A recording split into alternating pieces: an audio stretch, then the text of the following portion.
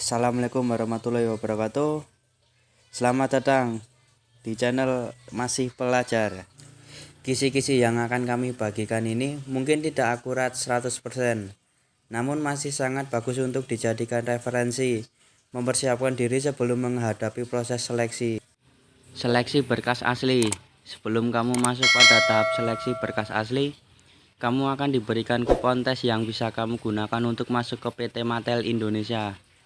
Setelah kamu mendapatkan kupon tes tersebut, HRD atau personalia akan memanggil kamu untuk melakukan seleksi berkas asli dan fotokopi. Berkas-berkas yang harus kamu bawa saat proses berkas asli diantaranya ialah SKCK, ijazah, KTP, dan kartu keluarga. Kalau ada, berdasarkan pengalaman dan informasi terbaru dari perusahaan, kartu keluarga dan SKCK fotokopian tidak dipermasalahkan. Wawancara. Setelah menyelesaikan seleksi berkas, kamu akan masuk ke seleksi berikutnya, yaitu proses wawancara kerja. Proses tes wawancara di PT Mattel Indonesia tidak jauh beda dengan proses wawancara di perusahaan yang lainnya. Tetapi kamu harus berlatih agar tidak gugup dan grogi pada saat tes wawancara. Caranya bagaimana?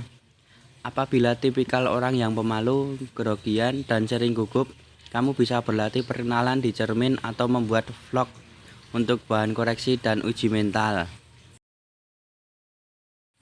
Tes kecepatan tangan. Setelah kamu menyelesaikan tes wawancara, apabila kamu lulus, kamu bisa mengikuti seleksi tahap berikutnya, yaitu kecepatan tangan atau uji skill. Pada tes kecepatan tangan ini, kamu akan diminta untuk menyusun balok yang sudah diajak ke tempat yang sudah ditentukan dan memasang baju beserta aksesoris lainnya dengan waktu yang telah ditentukan.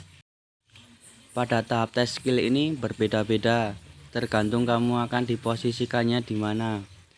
Untuk penilaian pada seleksi tes kecepatan tangan adalah ketepatan, kerapian, dan kecepatan waktu juga. Selain harus cepat, di sini kamu juga harus berusaha untuk memperhatikan kerapian. Apabila kamu menyelesaikan tes ini dengan cepat dan hasil yang rapi, maka dapat dipastikan kamu akan lolos dan bisa mengikuti tes berikutnya.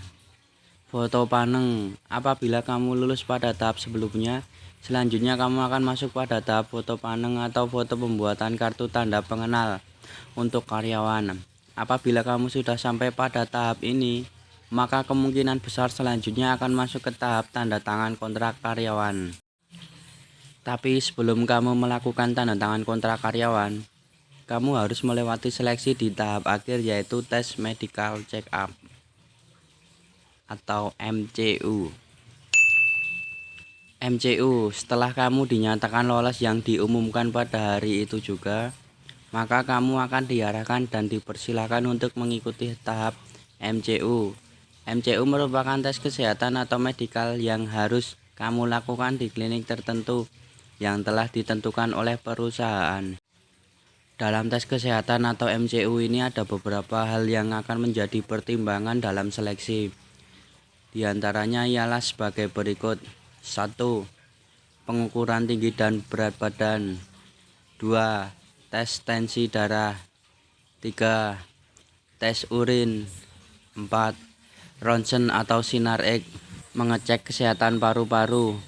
5. Cek bagian dada untuk melihat apakah ada penyakit kanker atau tidak. Jika semua tahapan tes sudah kamu lalui, maka selanjutnya kamu akan dipersilakan untuk pulang dan menunggu konfirmasi hasil tes antara lolos atau gagal. Sedikit tips ringan untuk kamu, jangan tinggalkan ponsel kamu di tempat sembarangan, karena biasanya pihak perusahaan memberikan konfirmasi melalui telepon dan yang dikhawatirkan adalah kamu tidak menerima konfirmasi dari pihak perusahaan. Nah, itulah sedikit kisi-kisi tes di PT Mattel Indonesia. Semoga yang saya buat bisa bermanfaat buat kalian. Apabila kamu memiliki pertanyaan seputar PT Mattel Indonesia atau lowongan pekerjaan, kisi-kisi tes dan psikotes bisa kamu ajukan melalui kolom komentar di bawah ini ya.